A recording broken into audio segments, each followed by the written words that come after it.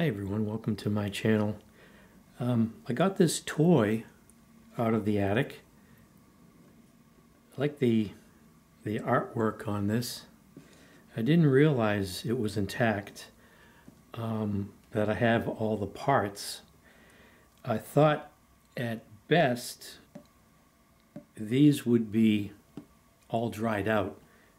These are almost like little drums. They have this stretched rubber that fits into all these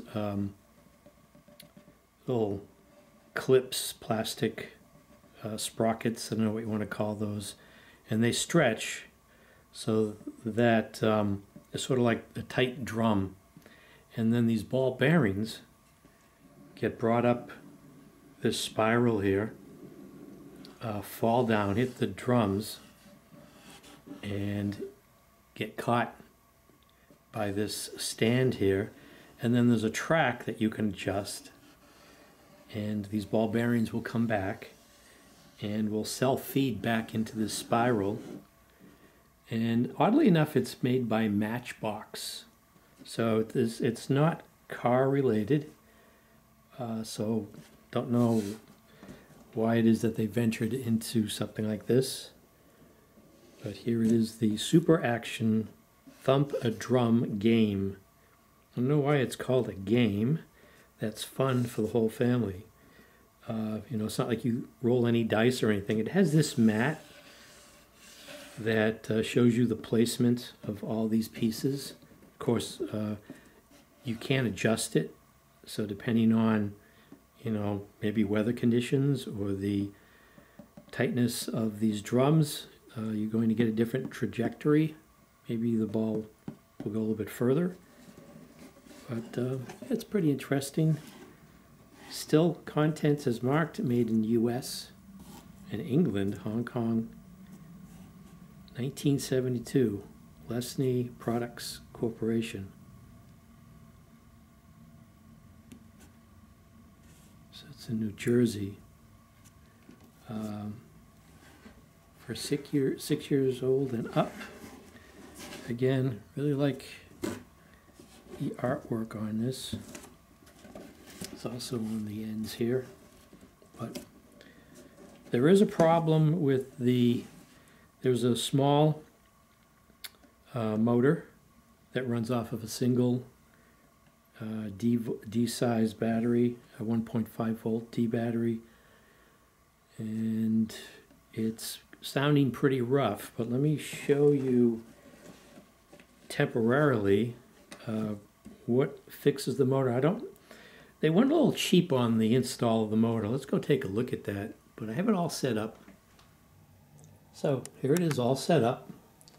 And it has this, like I said, it has this mat here, which really has held up. It's not brittle or anything. And it has these drums here that have basically been stretched on this since it was first assembled. There are a little bit of some cuts, I guess, in this plastic. So here's the track, and it has an adjustment so you can go a little bit further. And these are the ball bearings that just fall in, make their way back. And the spiral turns, brings the ball bearings back up to the top here. And then it's not automatic. You can press this down.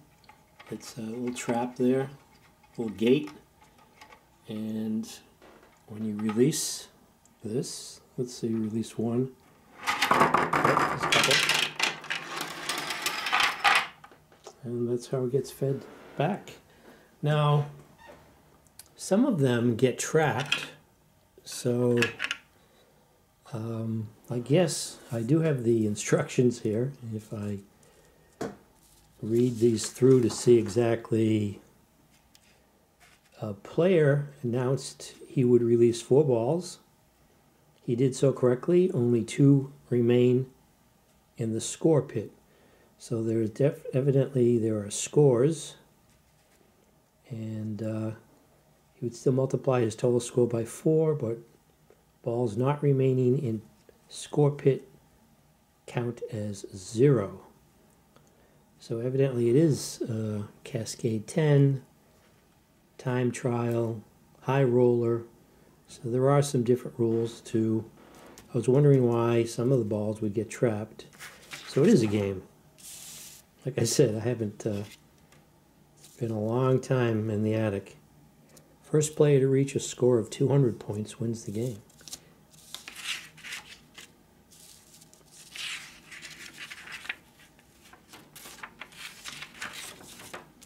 And here's an extra. Not sure what this was for. To pry open. It's really a tight fit for this cover on the D battery, but it will not run on the D battery as is. Now if we look in here, I'll show you, it's just a press fit. They've got the motor just pressed in there, and the tabs that are on the motor for soldering is what is used to connect to a copper bar or piece of copper, you can see, that goes from the plus side over to this side of the battery, and then the negative, they just have it so the negative of the D battery brushes up or rubs up against that. So let me turn this on, and that's what it sounds like.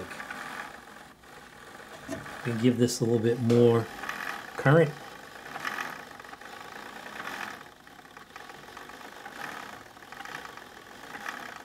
Oh. So it's slowly going up. Nope. Yep.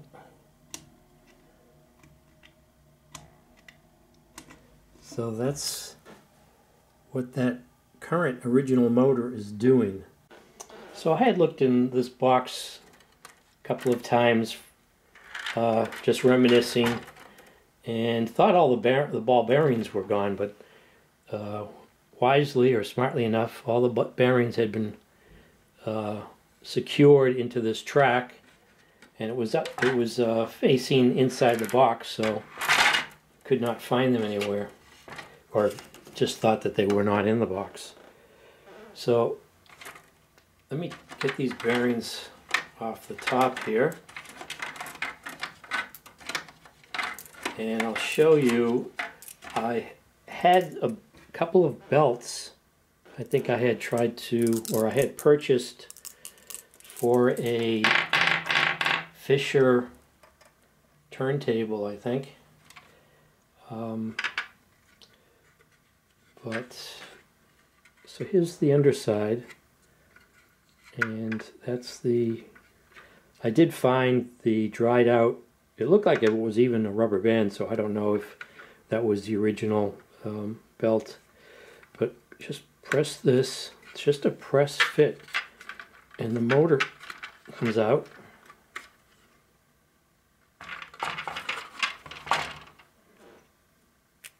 And that's the motor right there. So if we hook this motor up, I need to put a little marker, like a dot. So that's what the motor sounds like. Now I don't know if it's, I didn't want to put like maybe graphite in there too. It has a couple of tabs. I was thinking of taking the motor apart. I was looking on Amazon to see what type of hobby motors, what the dimensions might be, if they're anything close to these. I don't know if this little pulley here is press fitted onto this shaft here, whether I could take that off or not.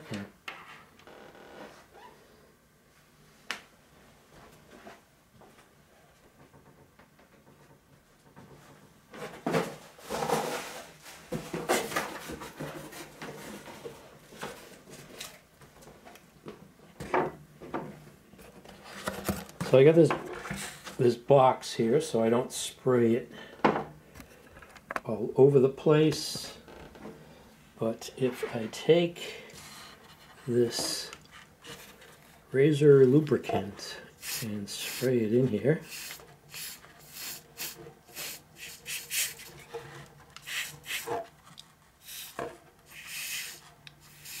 It almost smells like an aftershave. I think it's mostly alcohol. I'm not sure what is considered a lubricant in there. There's a couple of holes on the side here. Yeah, if anyone has any experience on maybe taking the motor apart, and I don't know if I thought maybe just running it would make it run better, but that's not the case. This relieves the problem for a little bit, but then it just comes back. Oh, that sounded worse. It was running a lot smoother last time I did this. Maybe I needed to wait for it to dry off.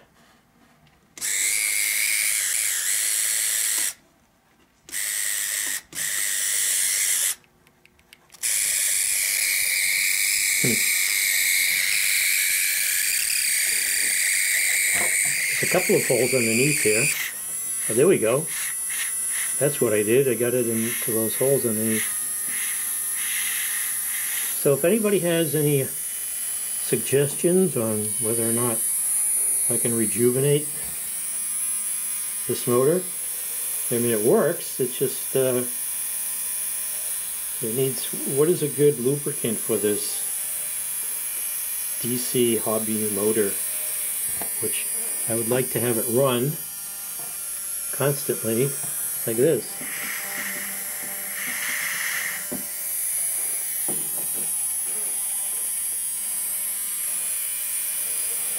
So let me put the motor back in, put the pulley back on, and see if this can get working again. I go by the bend here. It shows where the contact was made for the negative side of the battery. But yeah, that's all they did was just press. There was a little stop piece of plastic inside there that this would bottom out on, and I don't know if it was busted off or damaged during manufacturing, or whether I might have done it or an adult did it when maybe this was not working out of the box. I don't recall the memories from this. So that just gets pressed in, and hook this belt back up again. That's it. Let's put this aside. Now you can see on this mat how they have it marked off where to put the individual components. So this goes here. This, of course, is a little sign that spins around, put it at the top of the shaft here. But if I put this motor in correctly, let me hook up these two power supply leads. Those are hooked up. Nope, that's backwards. Oh no, I put the leads backwards.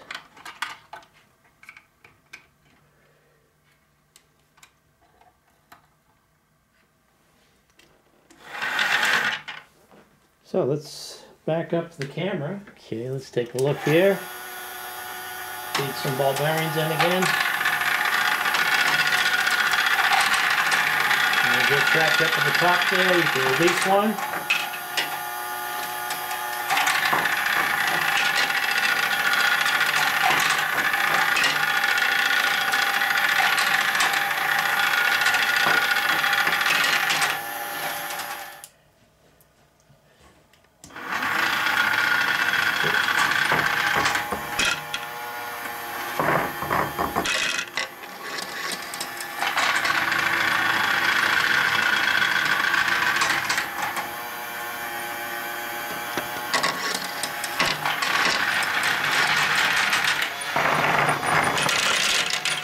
All of them went in.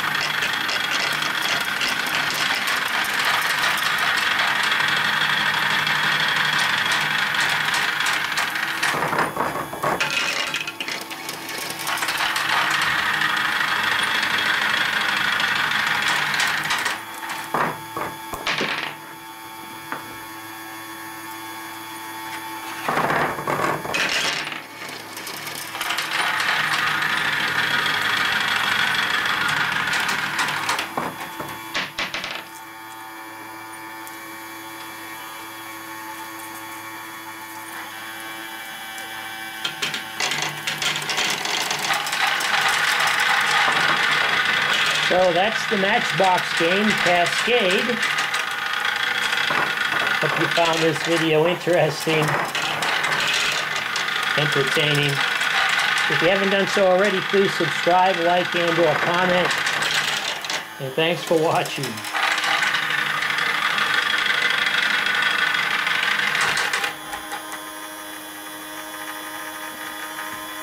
I'm starting to get some enjoyment out of this.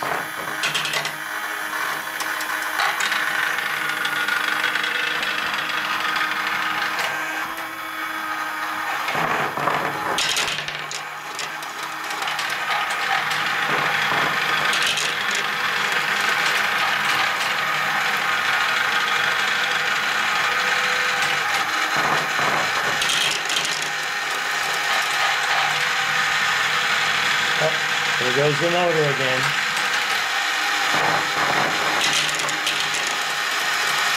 Thanks for watching.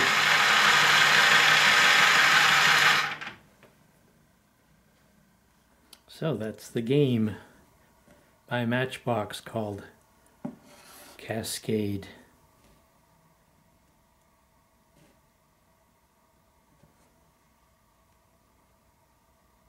If anyone has any suggestions for the motor, please leave them in the comment section. Thanks again for watching.